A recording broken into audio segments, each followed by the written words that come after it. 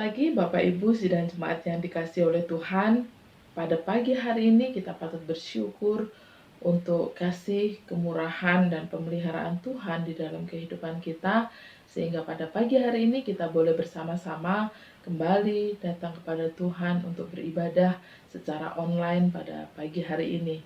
Mari kita akan mempersiapkan hati kita, pikiran kita, dan seluruh kehidupan kita untuk kita bersama-sama memberi yang terbaik untuk Tuhan kita. Firman Tuhan di dalam Mazmur pasal 27 ayat 4-5 berkata demikian. Satu hal telah kuminta kepada Tuhan, itulah yang kuingini. Diam di rumah Tuhan seumur hidupku, menyaksikan kemurahan Tuhan dan menikmati bait-Nya. Sebab Ia melindungi aku dalam pondok-Nya pada waktu bahaya. Ia menyembunyikan aku dalam persembunyiannya di kemahnya. Ia mengangkat aku ke atas gunung batu. Mari kita akan bersama-sama menaikkan satu pujian, Tuhan di bait-Mu yang suci.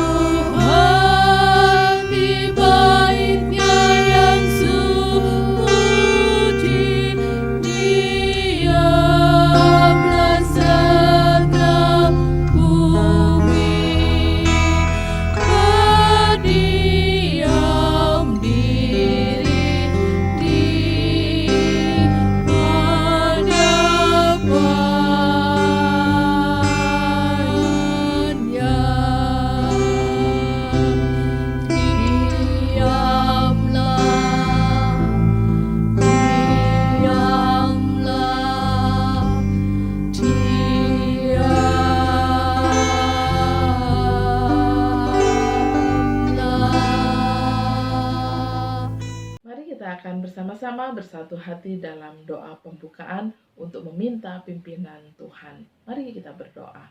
Bapa kami yang di surga, terima kasih untuk pagi hari ini.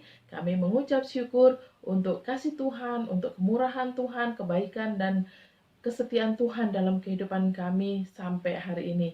Saat ini Tuhan, dengan segala keberadaan kami, dengan segala kerinduan kami Tuhan, kami mau bersama-sama beribadah secara online. Biarlah Tuhan yang memberkati, Tuhan yang memimpin ibadah kami pada pagi hari ini. Tuhan, kami siap untuk memuji Tuhan, kami siap menyembah Tuhan, kami siap diberkati melalui firman Tuhan. Dan biarlah Tuhan yang akan menolong dan memimpin kami semua. Terima kasih ya Bapak, kami menyerahkan ibadah kami pada pagi hari ini dari awal sampai akhirnya ke dalam tangan kuasa-Mu. Di dalam nama Tuhan kami Yesus, kami sudah berdoa dan bersyukur. Amin. Baik Bapak Ibu Saudara yang dikasihi oleh Tuhan, kita akan bersama-sama memuji dan menyembah Allah kita. Kita akan nyanyikan dari nyanyian pujian nomor 193, Jadikan Aku Pancaran Berkat.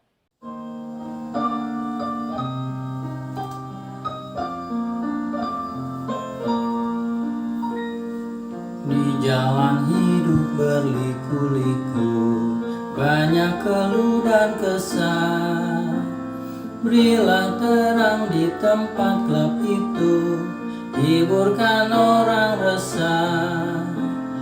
Jadikan aku pancaran terang-Mu, juga pengantar berkat.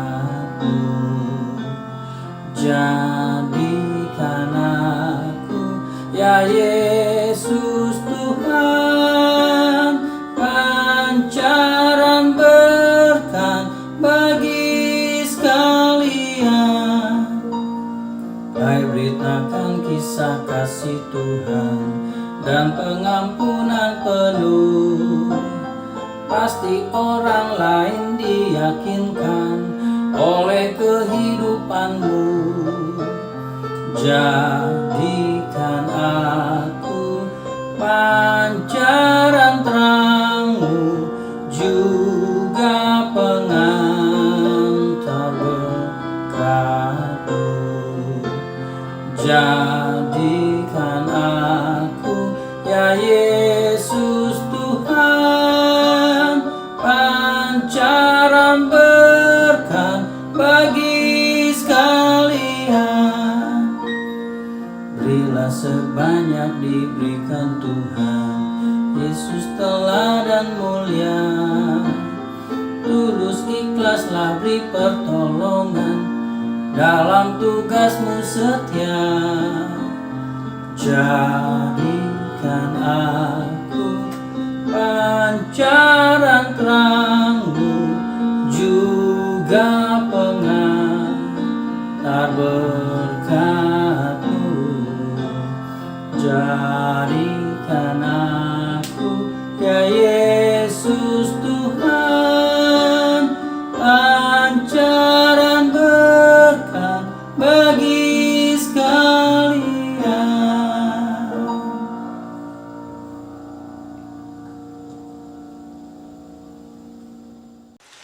Bapak Ibu Saudara, di tengah ketakutan dan kekhawatiran yang melanda seluruh dunia ini, ingatlah kita memiliki jaminan mulia, yaitu Tuhan Yesus Kristus yang sanggup mengatasi segala pergumulan dan permasalahan kita.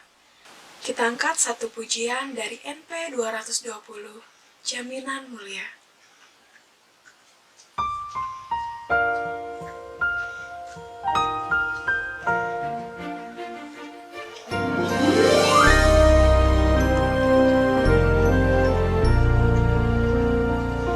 Jaminan mulia ku diberi, karena Yesus milikku abadi, ahli warisnya yang ditebus dan yang dibasuh darah kudus.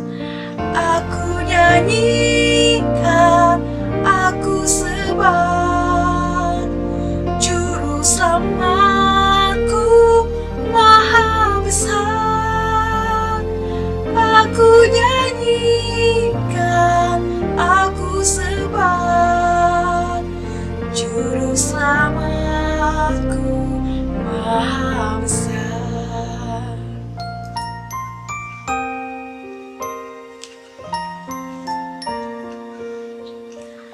Hilang dukaku, hilang keluh, aku serahkan hidupku penuh.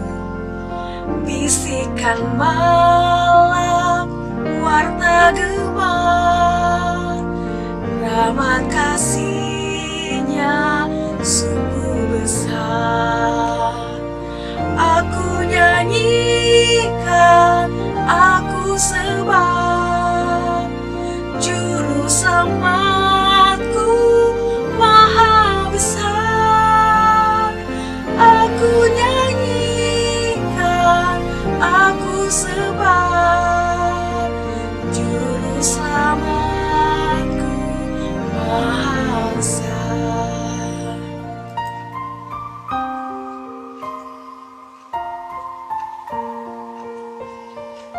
Aku serahkan diri penuh, dalam Tuhanku hatiku teguh. Sambil menunggu di dunia, ku dipenuhi kasih mesra. nyanyikan aku sebab Juru Selamatku maha besar. Aku nyanyikan aku sebab Juru Selamatku maha besar.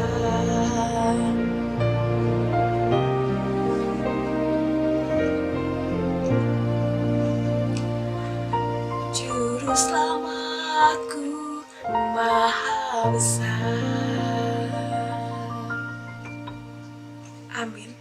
Kita akan bersama-sama datang kepada Tuhan dan tidak cemu-cemunya kita akan menaikkan doa-doa kita di hadapan Tuhan. Kita akan berdoa syafaat, kita doakan untuk bangsa kita dalam menangani pandemi COVID-19 ini, biarlah Tuhan yang akan terus memimpin, menolong para pemimpin-pemimpin negara kita. Dan kita juga berdoa untuk pergumulan gereja kita akan doakan. Kita akan berseru bersama-sama kepada Tuhan, karena Dialah Tuhan kita, Dialah Allah kita, Dialah penolong dalam setiap kehidupan kita. Kita akan bersama menaikkan satu pujian, Penolong Hidupku.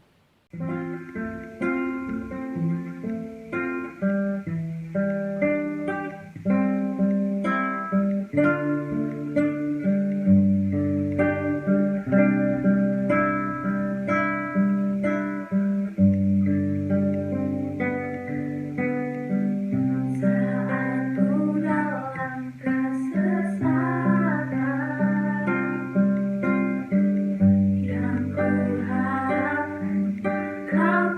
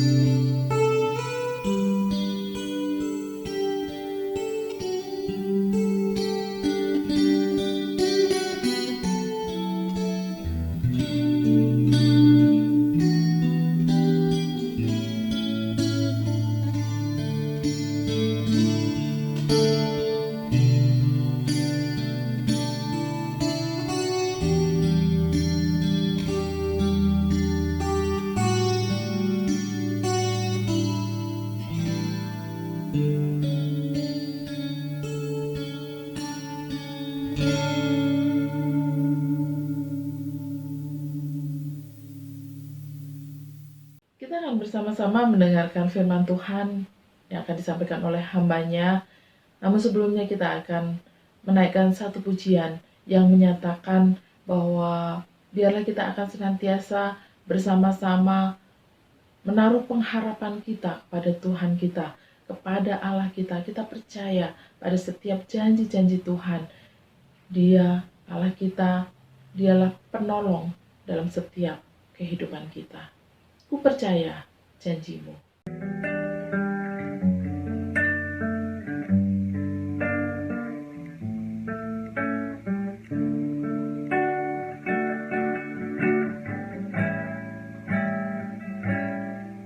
Saat ku hancur hati, ku datang padamu. Kau beri kekuatan demi penghiburan.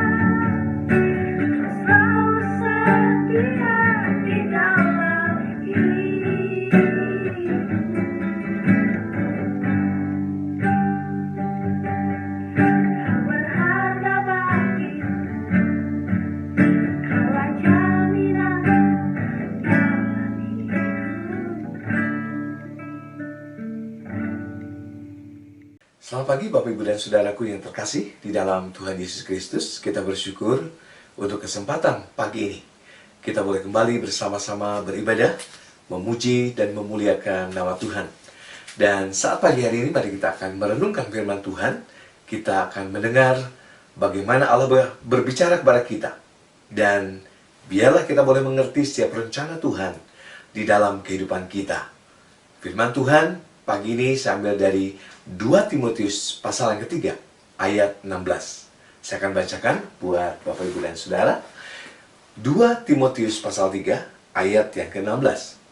Segala tulisan yang diilhamkan Allah memang bermanfaat untuk mengajar, untuk menyatakan kesalahan, untuk memperbaiki kelakuan, dan untuk mendidik orang dalam kebenaran. Mari kita akan berdoa. Bapa di dalam sorga, terima kasih buat kesempatan pagi ini. Kalau kami boleh kembali bersama-sama beribadah, memuji dan memuliakan nama Tuhan. Kami percaya bukan karena kuat dan gagah kami, tapi semua karena anugerah-Mu yang besar buat kami. Terima kasih Bapa buat pagi ini. Kami siap mendengar firman Tuhan, Engkau berbicara kepada kami. Di dalam nama Tuhan Yesus Kristus kami berdoa. Haleluya, haleluya. Amin. Bapak, Ibu, dan Saudaraku yang terkasih di dalam Tuhan Yesus Kristus, firman Tuhan pagi ini saya beri judul kupu-kupu atau lebah. Ketika kita ada di taman, kita lihat begitu banyak bunga-bunga yang bermekaran. Ada juga bunga-bunga yang indah yang dapat kita lihat. Nah, di dalam taman itu ada penyuka atau yang menyukai bunga-bunga tersebut, yaitu ada kupu-kupu dan juga ada lebah. Kedua-duanya suka dengan bunga. Nah, kita perhatikan sekarang. Kita perhatikan kupu-kupu yang indah menari ke sana ke sini dengan tubuhnya yang luar biasa indahnya. Sampai ada orang bisa mengoleksi bagaimana keindahan dari kupu-kupu. Ia hinggap di bunga yang satu, dia hinggap di bunga yang lain. Dia berpindah-pindah kepada bunga yang lain. Itulah kupu-kupu. Nah, selain kupu-kupu tadi ada lebah. Lebah juga suka dengan bunga. Ya, lebah tidak seindah kupu-kupu. Dia juga hinggap di bunga yang indah. Nah, namun lebah tidaklah memiliki tubuh yang indah tadi. Dia ya paling kalau kita bisa lihat, kita gambarnya secara gambar kartun hanya ada hitam dan kuning belang-belang. Ya cukup indah, tetapi semuanya sama. Kalau kupu-kupu satu dengan yang lain pasti berbeda, punya keunikan yang luar biasa. Tapi lebah rata-rata sama. Tapi lebah dia hinggap di satu bunga, kemudian dia mulai menancapkan mulutnya, dan kemudian dia mulai menghisap. Dia merasakan bagaimana manisnya madu itu. Kemudian dia bawa pulang sampai di rumah. Itulah lebah. Kita melihat ada dua karakter yang berbeda. Keduanya suka dengan bunga, tetapi berbeda perilaku. Dari kedua binatang ini sangat mencolok, ya. Nanti kita akan melihat di bagian akhir manakah yang kita jadikan teladan dalam kehidupan kita. Kita percaya bahwa dari kedua binatang ini ada perbedaan yang sangat luar biasa. Nah, apa yang akan kita bicarakan pagi ini? Kita berbicara pagi ini melihat bagaimana seorang murid, atau berbicara tentang pemuridan. Atau dengan kata lain, bagaimana kita memuridkan orang lain. Kita bisa lihat ada adik kakak yang mungkin saja punya perhatian dan tujuan yang sama. Namun ada pula mereka sekalipun adik kakak, tapi ternyata tidak memiliki perhatian dan tujuan yang sama di dalam hidup ini. Tapi tentunya apabila kita memuridkan orang lain, mereka atau orang yang kita muridkan harus sama dengan kita yang memuridkan. Wah, rasanya sulit. Pemuridan seringkali kita bicara, oh belajar ada kelas, oh kerjaannya bagaimana? Terus baca Alkitab, belajar firman Tuhan, wah rasanya luar biasa. Tidak hanya demikian dalam arti pemuridan yang sesungguhnya. Pemuridan artinya mencetak seorang murid sama dengan gurunya. Bagaimana dia bisa mau ikut dengan gurunya dan sama menjadi seperti gurunya? Itulah pemuridan. Sehingga pemuridan bukanlah sebuah kelas. Pemuridan bukan hanya sekedar belajar firman Tuhan, tetapi pemuridan adalah satu proses di mana seorang murid akan sama dengan gurunya. Itulah pemuridan. Nah, saat ini kita akan melihat dalam bahasa Inggris ada kata disciple dan ada kata disiplin. Kedua kata ini tentunya hampir sama. Disciple dan disiplin. Nah, pasti ini ada hubungannya. Bukannya sekedar, disciple, disiplin. Disciple, murid. Disiplin, ya disiplin. Rasanya nggak ada. Ada sudah. Ada perbedaannya. Nah, seorang murid atau disciple adalah seorang yang mengerti apa artinya disiplin atau ketaatan. Discipleship atau pemuridan bukanlah sekedar mempercayakan diri kita kepada guru kita. Pemuridan tidaklah akan mungkin tanpa ketaatan dan kepercayaan. Trust and obey. Nah, saudara, tentunya ini satu hal yang sangat penting yang terjadi bagi murid-murid Kristus. Kita bisa melihat bagaimana murid Kristus, dia taat kepada Kristus. Nah, sekarang saudara, kita adalah murid-murid Kristus. Kita adalah orang-orang yang sudah percaya pada Tuhan Yesus dan kita disebut murid Kristus. Namun apakah kita sudah taat dan percaya penuh kepada Kristus sebagai Tuhan dan Juru Selamat kita? Ketaatan tidaklah selalu membuat seseorang senang, melainkan kebalikannya. Ketaatan seringkali berarti melakukan sesuatu yang sama sekali tidak kita inginkan. Kita harus taat. Padahal kita tidak mau nih. Bangun pagi, masih ngantuk. Ibadah pagi, masih ngantuk, nanti aja. Tapi bagaimana kedisiplinan kita, ketaatan kita? Dan ini bisa membuat kita menjadi sangat tidak senang, sangat tidak suka. Maka pertanyaannya sekarang adalah, bisakah kita menjadi murid yang penuh sukacita ketika kita didisiplin untuk taat dan kita tahu bahwa menjadi taat sangat tidak menyenangkan?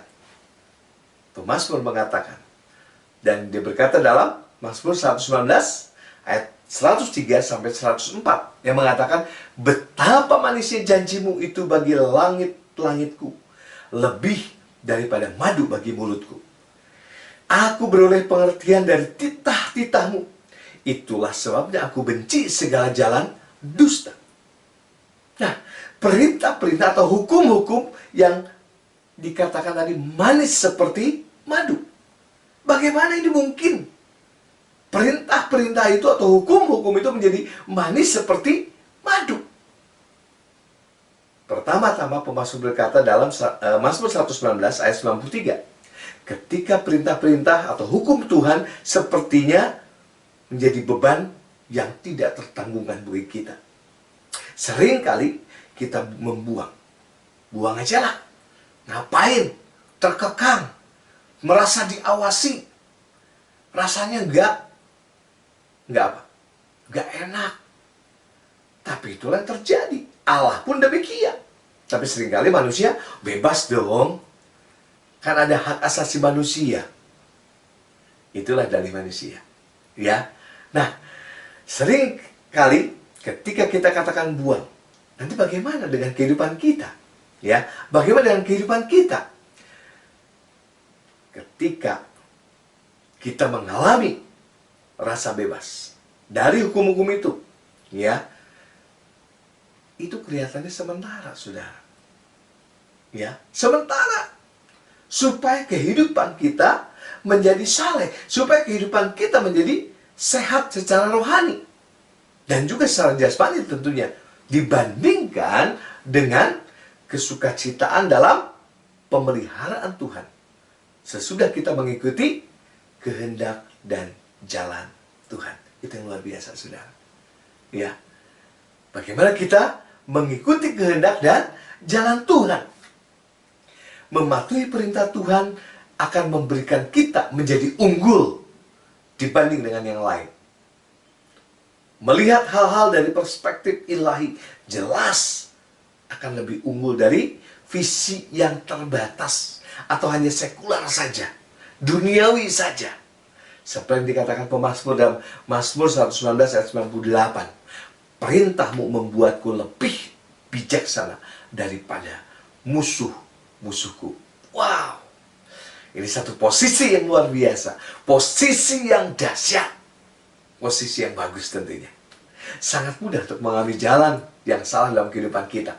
Seperti diungkapkan dalam Mazmur 119 ayat yang ke-104. Tetapi perintah Tuhan membantu saudara dan saya melihat jalan yang benar dan menghindari jalan yang salah. Sebab itu kita memerlukan firman Tuhan dan melakukan firman Tuhan itu dalam kehidupan kita. Pengetahuan itu bisa menyelamatkan kita dari banyak persoalan, dari banyak kesedihan. Wow, luar biasa ya. Perintah Tuhan memang manis. Dan tentunya untuk mentaatinya adalah jalan yang harus dilakukan untuk menikmati perintah yang manis itu. Kita akan menikmati rasanya perintah Tuhan itu. Oh, luar biasa, manis. Sebab itu, saudara, betapa pentingnya firman Tuhan di dalam kehidupan kita. Nah, di dalam 2 Timotius 3 ayat 16, seperti pembacaan Alkitab yang sudah kita baca tadi, dikatakan segala tulisan yang diilhamkan Allah memang bermanfaat untuk mengajar, untuk menyatakan kesalahan, untuk memperbaiki kelakuan, dan untuk mendidik orang dalam kebenaran. Semua kitab suci diberikan melalui ilham Allah. Ya, diberikan oleh ilham Allah. Dan bermanfaat untuk apa tadi? Mengajar, untuk menegur, untuk mengoreksi, atau memperbaiki kesalahan. Dan untuk mendidik dalam kebenaran. Jadi saudara, semua kitab suci atau seluruh isi kitab suci dan seluruh bagiannya dari kitab suci itu adalah terinspirasi atau diinspirasikan oleh Tuhan. Diterjemahkan istilah yang tidak muncul di tempat yang lain dalam perjanjian baru. Diinspirasikan. Kalau diterjemahkan dari bahasa asli, dikatakan Tuhan bernafas. Yang berarti bahwa kitab suci dihasilkan oleh nafas Tuhan atau roh Tuhan yang merupakan kekuatannya. Dan karena itu berasal dari Tuhan, bukan dari yang lain.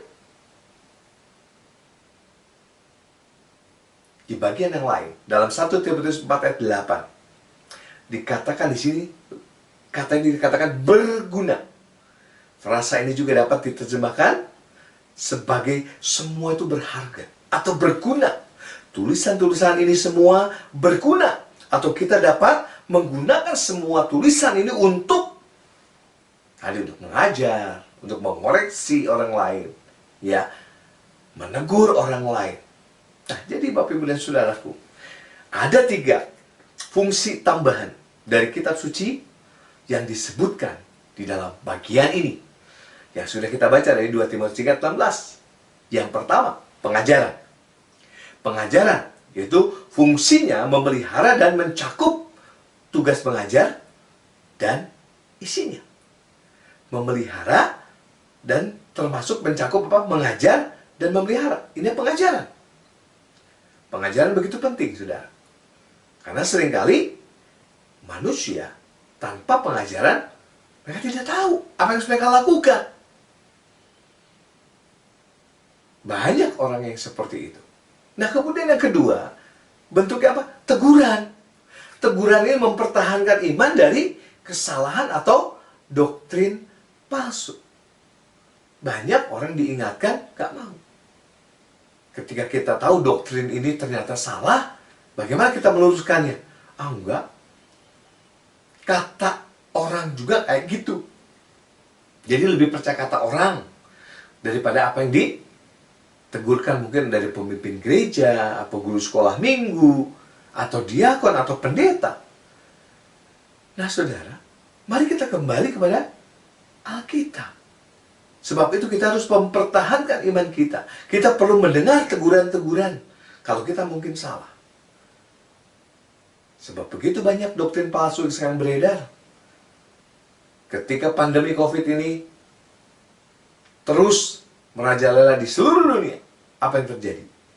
Begitu banyak orang berputus asa. Begitu banyak orang berhalusinasi. Sehingga muncul ajaran-ajaran yang keluar dari jalan firman Tuhan. Dan yang ketiga adalah koreksi. Kita perlu mengoreksi. Kalau tadi teguran, ini koreksi ya. Kembalikan ke keadaan yang lebih baik. Seseorang juga dapat mengungkap ini sebagai mengoreksi orang ketika mereka melakukan kesalahan. Atau memberitahu apa yang mereka lakukan salah. Sehingga mereka dapat berbuat baik. Atau kembali kepada asas-asas yang benar. Jadi, ingat ada 3 hal yang perlu kita lihat dari bagian ini. Pengajaran, teguran, dan juga koreksi. Nah, Bapak, Ibu, dan Saudaraku, kita melihat ada sebuah, bukan perumpamaan ya, tetapi satu perbandingan yang begitu baik. Sebab di pelabuhan tertentu di Italia, itu hanya dapat dicapai dengan berlayar di saluran yang begitu sempit, antara bebatuan dan tebing yang berbahaya. Selama bertahun-tahun, banyak kapal yang telah rusak. Untuk memandu kapal dengan aman ke pelabuhan, 3 lampu telah dipasang di 3 tiang besar di pelabuhan tersebut. Ketika ketiga lampu ini berbaris sempurna, lurus, dan terlihat sebagai satu garis, maka kapal itu dapat dengan aman melanjutkan perjalanan ke jalan yang sempit itu, ke lorong yang sempit itu.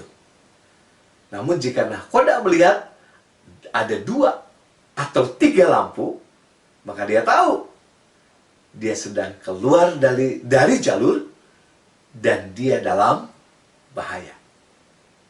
Nah, Tuhan juga telah menyediakan 3 mercusuar untuk membimbing kita. Aturan navigasi yang sama menerapkan 3 lampu harus berbaris lurus segaris sebelum aman bagi kita untuk melanjutkan perjalanan kehidupan kita. 3 pelabuhan cara tersebut adalah 1 firman Tuhan. Ini standar objektif. 2 Roh Kudus. Ini menjadi saksi subjektif.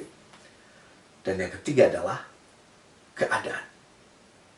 Keadaan yang sebagaimana? Ini adalah pemeliharaan ilahi dari Allah.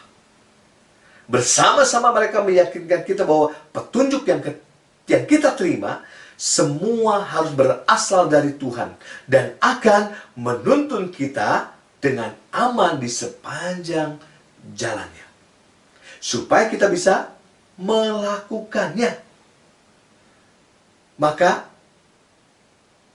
rekanan positif dari ini adalah perlu adanya pelatihan dalam melakukan firman Tuhan. Melatih diri kita di dalam kebenaran. Tidak mudah, saudara. Terkadang orang mengatakan, saya takut salah. Saya tidak mau melakukan. Terus, seperti apa? Akhirnya, kita tidak pernah punya pengalaman. Saudara pernah melihat ada sebuah ungkapan, sebuah joke. Seperti apa ya diungkapkan oleh Caloto. Dia katakan, kita lihat timnas Indonesia. Brasil pernah jadi juara dunia. Prancis pernah jadi juara dunia. Kemudian negara apa lagi pernah jadi juara dunia. Dan mereka boleh saling mengalahkan satu dengan yang lain. Tetapi dia katakan, Indonesia belum pernah dikalahkan oleh mereka. Kenapa? Ya karena belum pernah bertanding. Ya, belum pernah bertanding dengan negara-negara tersebut. Nah, saudara, sebab itu dikatakan tetap pertahankan agar tidak usah bertanding dengan negara itu. Karena jelas kalau kita bertanding dengan negara-negara tersebut, kita akan menjadi kalah dan kita tidak menang akhirnya. Sungguh konyol sebetulnya. Nah, saudara, kita pun demikian. Jangan sampai akhirnya kita tidak mau mencoba bagaimana kita melakukan firman Tuhan. Bagaimana kita berpengalaman dengan firman Tuhan. Terkadang bertolak belakang dengan pikiran kita. Tetapi kuasa Tuhan yang lebih berkuasa. Nah, Bapak, Ibu, dan saudaraku yang terkasih, pelatihan menerjemahkan kata yang dapat berarti disiplin. Untuk memberikan instruksi untuk menghasilkan perilaku yang tepat. Kebajikan mengacu pada perilaku yang lurus dan dapat diterima secara etis. Perintah-perintah Tuhan tidak dapat disangkal, ya, dia tidak dapat disangkal manis, tetapi juga bisa sulit. Untungnya Tuhan tidak pernah mengeluarkan perintah tanpa memungkinkan pelaksanaannya. Artinya apa?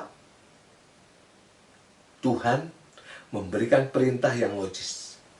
Tuhan memberikan perintah yang dapat dilakukan oleh kita sebagai manusia. Terkadang di luar pikiran manusia, tapi Allah sanggup melakukannya. Musa, dia dapat membelah laut Teberau. Dia dapat berjalan di tanah yang kering. Sungguh luar biasa, bukan? Itulah Allah kita. Dia memberikan jalan keluar, sekalipun kita ada di luar itu. Di luar jangkauan pemikiran manusia. Bapak, Ibu, dan Saudara, dengan satu tangan dia memegang perintah, dengan tangan yang lain dia memperluas kekuasaan Allah. Jadi, mari kita mempercayainya untuk kekuatan saat kita mematuhi perintahnya. Begitulah cara murid yang disiplin dan taat untuk senantiasa belajar melakukan firman Tuhan. Jadi sekarang, kupu-kupu atau lebahkah kita? Termasuk yang mana kita? Apakah kita menyelidiki kitab suci atau hanya membacanya sekilas saja? Apakah kita memikirkan satu bagian sampai kita menemukan suatu makna, atau sampai kita mendapatkan atau membawa sesuatu kebenaran yang tidak terlupakan atau pelajaran dari firman Tuhan? Atau apakah kita terbang dengan sayap yang tidak peduli, hanya mencari hal-hal yang baru? Nah, Bapak, Ibu, dan Saudaraku, mari kita melihat bagian ini. Kalau kita lihat kupu-kupu, dia hanya terbang ke sana kemari. Dia dari satu bunga kepada bunga yang lain. Dan akhirnya ujung-ujungnya mati, saudara. Tapi lebah, dia mulai mencari bunga dan dia mulai menancapkan mulutnya. Dan dia mulai merasakan bagaimana manisnya. Kemudian dia membawanya pulang ke rumahnya dan menjadi madu yang luar biasa, saudara. Nah, kita bisa lihat apa lagi dari hal ini? Apakah benar-benar firman Tuhan itu tinggal dalam kehidupan kita, sehingga sungguh firman Tuhan itu melimpah keluar dari kehidupan kita? Jangan sampai kita hanya sekedar, ya, hanya sekedarnya saja. Atau saya dapat gambarkan dengan kata lain, kupu-kupu dia hanya dari satu gereja ke gereja lain dia berpindah. Dia hanya melihat satu hal dan dia tidak setia. Dan dia tidak bertumbuh. Tapi bagaimana lebah? Dengan kesetiaannya, dia boleh menikmati bagaimana manisnya madu itu. Dan dia membawanya pulang. Dan kita boleh menikmatinya. Nah, Bapak, Ibu, dan Saudaraku yang terkasih, mari kita sebagai anak-anak Tuhan, mari kita menikmati bagaimana manisnya firman Tuhan. Sekalipun kita harus mengikuti sebuah ketaatan yang mungkin tidak kita suka, tetapi semua itu akan membawa kepada kebahagiaan dalam kehidupan kita. Sebab itu Bapak, Ibu, dan Saudara, ketika kita mengetahui semua manfaat dari firman Tuhan itu baik, tetapi tidak mengetahui perintahnya atau tidak mengetahui tentang manfaat dari firman Tuhan adalah celaka. Nah, Bapak, Ibu, dan Saudaraku, pemahaman kita akan firman Tuhan berarti begitu penting. Jadi, jika kita memiliki roh tanpa firman Tuhan, kita akan meledak. Sebab kita tidak tahu firman-Nya seperti apa. Oh, rasanya kita punya Roh Kudus yang luar biasa. Tapi tanpa firman, kita akan meledak. Sebaliknya, jika kita memiliki firman, tapi tanpa Roh Kudus, kita akan menjadi kering. Semua akan hanya menjadi pengetahuan belaka. Karena kita tidak pernah dipimpin oleh Roh Kudus. Tetapi jika kita memiliki firman dan roh, maka kita akan bertumbuh. Sebab itu, Bapak, Ibu, dan Saudaraku, firman Tuhan begitu penting. Mari dalam hal ini kita belajar untuk memuridkan. Bukan hanya sekedar pengetahuan, tetapi apa yang kita lakukan, apa yang kita imani, apa yang kita perbuat, itu yang harus menjadi teladan bagi murid-murid kita semua. Biarlah pagi ini, siapakah kita? Kita menjadi seperti kupu-kupu atau seperti lebah? Biarlah firman Tuhan ini mengingatkan kita semua. Amin. Mari kita akan berdoa. Bapa di dalam surga, terima kasih buat kesempatan pagi ini. Kami bersyukur kepadamu Tuhan, karena Engkau sudah mengingatkan kami melalui firman Tuhan pagi ini. Biarlah kami semakin bertumbuh di dalam Kristus dan memuliakan nama Tuhan. Terima kasih Bapa, di dalam nama Tuhan Yesus Kristus kami berdoa. Haleluya, haleluya. Amin.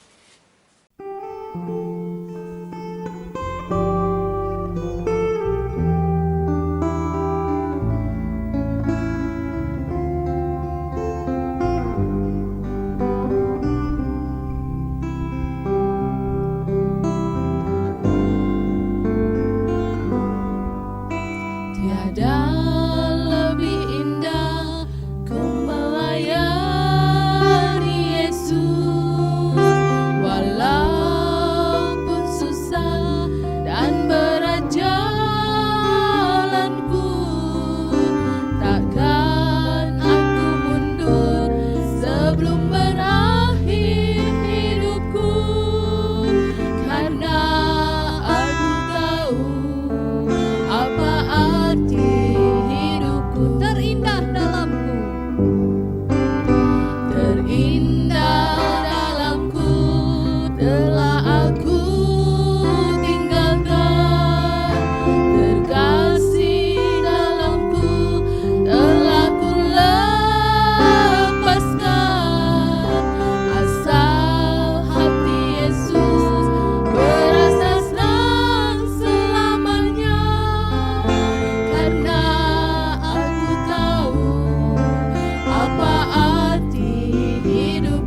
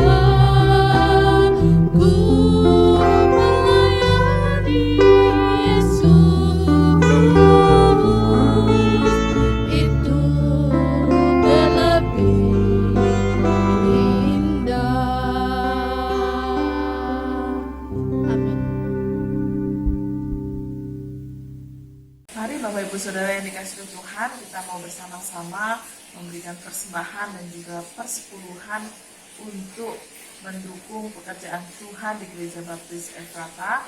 Mari kita akan memberi yang terbaik untuk hormat kemuliaan bagi nama Tuhan.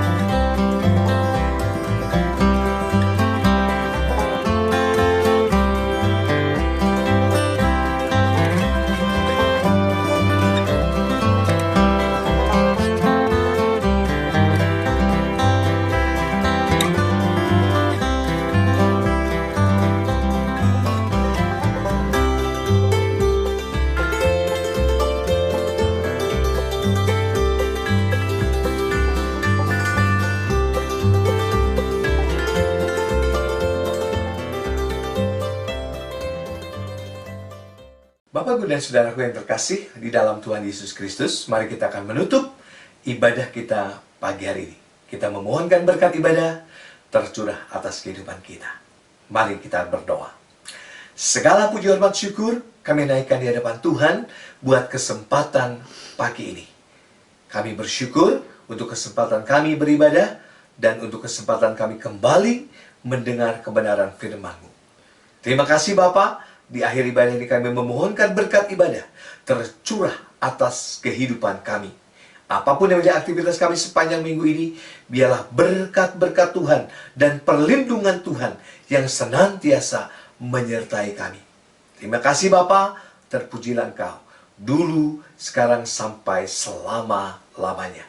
Dan biarlah kasih karunia dari Tuhan Yesus Kristus, damai sejahtera pada Allah Bapa serta persekutuan Roh Kudus boleh menyertai kita sekalian pagi ini sampai selama-lamanya.